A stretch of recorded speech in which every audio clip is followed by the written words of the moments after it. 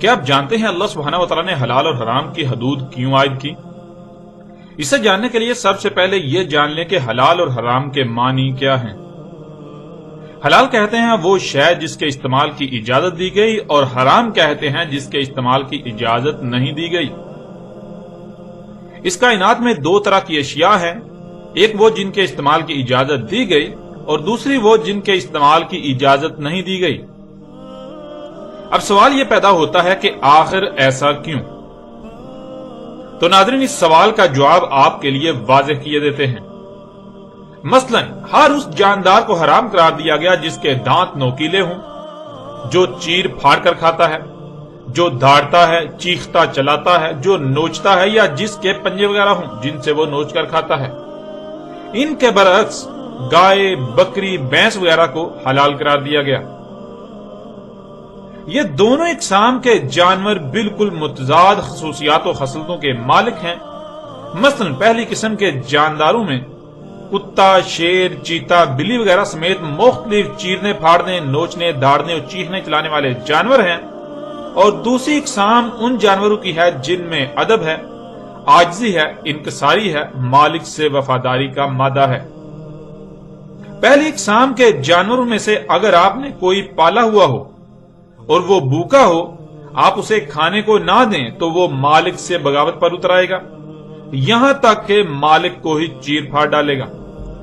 لیکن دوسری اقسام کے جانوروں میں بغاوت کا کوئی عنصر نہیں ہے، بھوکے ہوں تب بھی مالک کے وفادار، مالک ظلم و جبر کرے آنسو بہا لیں گے لیکن بغاوت نہیں کریں گے، پھر بھی مالک کے وفادار ہی رہیں گے۔ ناظرین، اگر آپ نے تھوڑا سا بھی غور کیا ہوگا تو آپ یہ بات جان چکے ہوں گے کہ خالق کل نے ایک اقسام کو کیوں حرام اور دوسری کو کیوں حلال قرار دیا۔ اس لیے کہ جو آپ کھائیں گے وہی آپ بن جائیں گے۔ اگر آپ پہلی اقسام کے جانوروں کو کھائیں گے تو آپ انسانی صورت میں درندے بن جائیں گے، آپ میں بھی وہی خصلتیں آ جائیں گی، معاشرے تباہ و برباد ہو جائیں گے، انسان اپنے مالک اللہ سبحانہ و تعالیٰ سے قدم قدم پر بغاوت کرے گا، خون سفید ہو جائیں گے، احسان ختم ہو جائے گا، صلہ رحمی ختم، دھوکہ، فراڈ، قتل و غارت عام ہو جائے گی، بے حیائی و فحاشی عام ہو جائے گی۔ انسانوں کے روپ میں کائنات کی سب سے بدترین مخلوق کا منتشر مجمع وجود میں آ جائے گا۔ جنگلوں بیابانوں میں تو تحفظ کا احساس ہوگا، مگر ایسے انسانی معاشرے میں تحفظ کا تصور تک ناپید ہو جائے گا۔ اس کے برعکس اگر آپ دوسری قسم کے جانوروں کو اپنی خوراک بناتے ہیں تو آپ انہی کی طرح اپنے مالک کے وفادار، قناعت کرنے والے، عاجزی و انکساری سمیت کئی مثبت خصوصیات کے حامل بن جائیں گے۔ ایک دوسرے کا احساس ہوگا، دوسروں کے درد کو اپنا درد سمجھیں گے، کسی کو بھی دھوکہ دینے یا کسی قسم کا نقصان پہنچانے سے پہلے اپنے گریبان میں جان کر کئی بار اس بات کو سوچیں گے کہ اگر یہی آپ کے ساتھ ہو تو آپ کو کیسا لگے گا، آپ پر کیا گزرے گی۔ یوں کسی کو نقصان پہنچانے کا سوچیں گے بھی نہیں۔ حسد، بغض، ضد، انا پرستی و تکبر سے پاک ہوں گے۔ یوں ایک بہترین معاشرہ وجود میں آئے گا، ایسا معاشرہ جس کی مثال پوری کائنات میں نہیں ملے گی۔ یہاں ایک اور اہم بات کو جاننا بہت ضروری ہے کہ ان دونوں اقسام کے جانوروں میں پائی جانے والی خصوصیات و خصلتیں ان کی اپنی نہیں ہیں، بلکہ یہ خصوصیات و خصلتیں اس مادے میں پائی جاتی ہیں جس سے وہ وجود میں آتے ہیں۔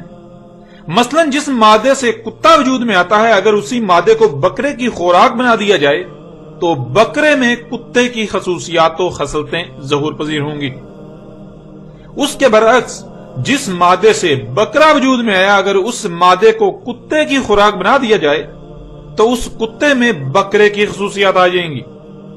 اس لیے اصل اہمیت اور حیثیت اس مواد کی ہے جس مواد سے رزق وجود میں آتا ہے۔